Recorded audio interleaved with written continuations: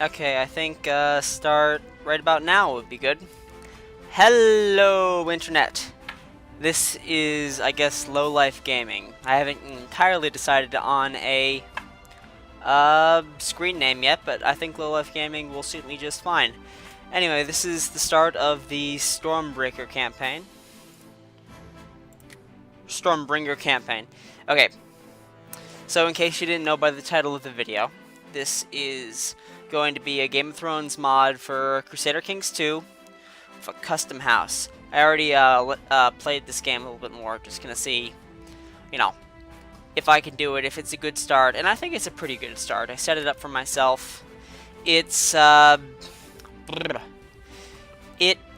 is actually my first recording. Anyway, it takes place during the Dance of Dragons bookmark, and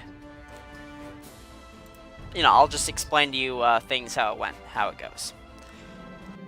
Alright, there's a little bit of lore behind this. This is a custom character. I put him in Hadlaw Keep, which, you know, I did some research on the Wiki of Ice and Fire. This is entirely non-canon, this spot. There's a few other places that are non-canon here, like Rushmore. Ramsgate is canon, but the house in it is completely non-canon. And, you know, the reason why I'm doing this Let's Play is because I saw a lot of, well, I've like watching Let's Plays on YouTube, and I like, especially Crusader Kings 2, a Game of Thrones mod, custom house Let's Plays, and you know, I didn't see enough of them. I'm like, hey, I want more. Why not do one myself? I know how to edit save files, you know, I know how to add, you know, custom characters.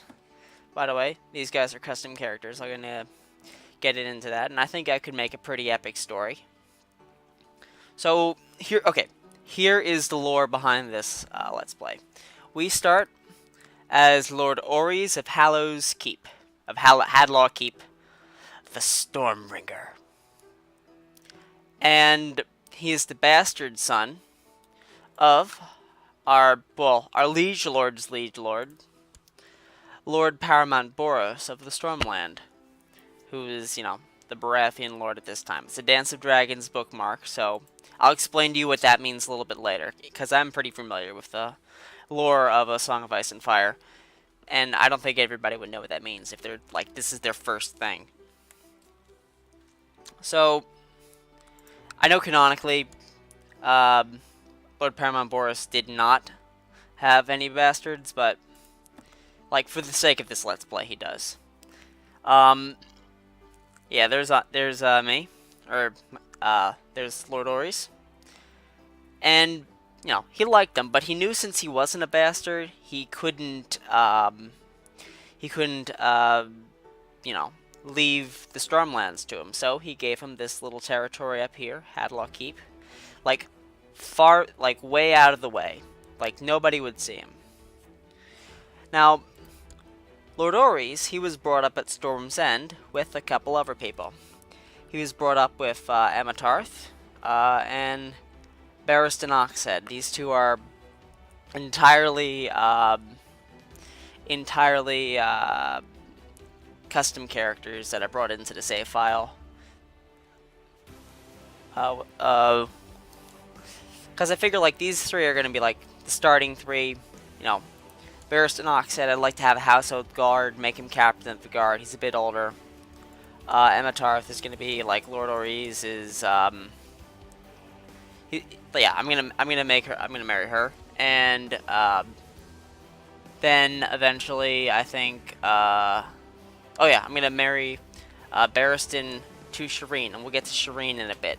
Now, Shireen is kind of like an oracle that comes to town one day. Like, the day that Lord Boros, sends Oris to Hadlaw Keep, Shireen is there waiting for him. He's like, hey, who is this lady?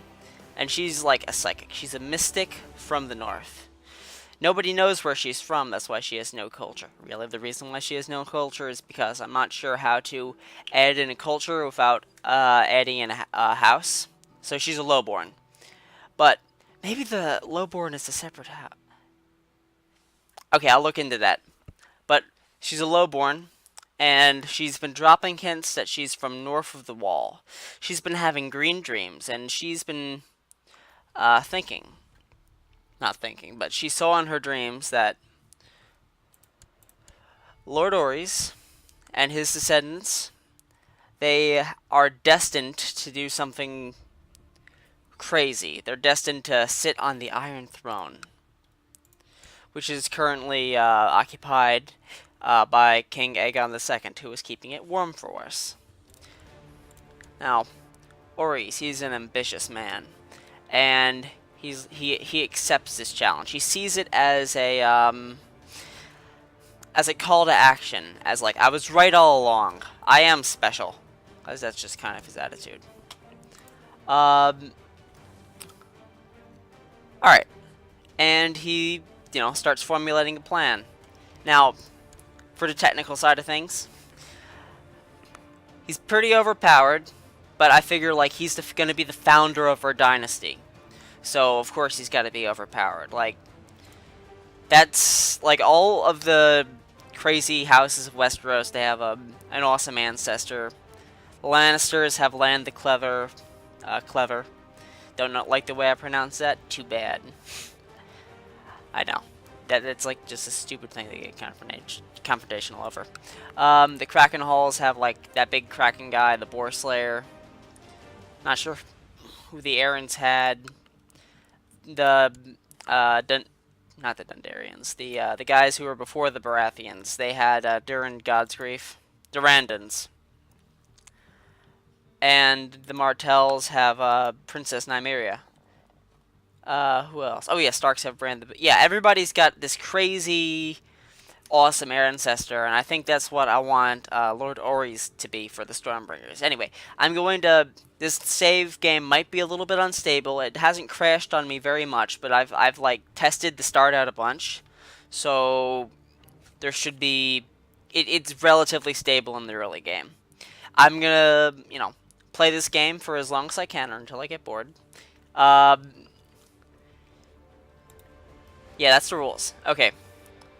But I'm not going to, like, it says I can request legitimization at, where is it? What? Okay. I'm not going to ask to be legitimized because, then I just become a regular old Baratheon, and it's not very fun anymore. Okay, but the reason why I chose this start specifically is because we start off with this really, really interesting civil war called Dance of the Dragons. And basically, the war is between King Aegon and I think it's his sister. Is it his sister? Yeah, it's his eldest sister, Lady Rhaenyra of Dragonstone. She is she basically wants the throne for herself. I'm the eldest, I should have it, but according to the laws of succession, she can't have it because she's a woman. Which it's a different time. Anyway, King Aegon is backed. There are two faction lists. King Aegon is backed by the Greens, and Rhaenyra is backed by the Blacks. And on all but two of the runs I've done, the Blacks have won. So we're probably going to be seeing Lady Rhaenyra on the Iron Throne, and her eldest son is a Valyrian. So expect this to have a little seahorse on it. Purple, not purple. Have a little blue seahorse on it later on. Also, she might go a little bit crazy revoking titles, so we might have some different Lord Paramounts. But I don't think it's going to sit well with Lord Oris, because, you know, he likes the Baratheons. No, he likes the Targaryens. He likes the Baratheons. He likes his father. He wouldn't want to be disloyal to his father. Oh, and another thing. Since I am a bastard, I don't have a weak claim. I thought I would have a weak claim on the Kingdom of the Stormlands, but I guess not. And for weak claims in this game, you can legitimately declare war if the holder of the title is a child or a woman, and since Boros's only, you know, his legitimate heir is a woman, who is my half sister. That would give me a legitimate call. Like, holy fuck, there's a bee in here. No, I'm not fucking having that.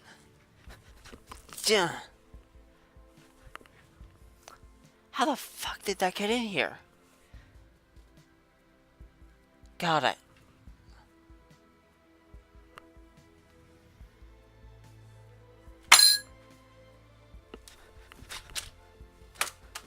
Shit. Shit, where'd it go? Well, that's an auspicious start to my first Let's Play. Jesus, how long have I been talking for? Too long. Probably should have set a timer also. You know what? I'm gonna call this episode 0. And the next... Oh, I hit it. I think I hit my... Gotta fix my monitor now. Okay, in the next episode... Well, which is gonna be episode 1, I think. We're gonna actually start the Let's Play. Yeah.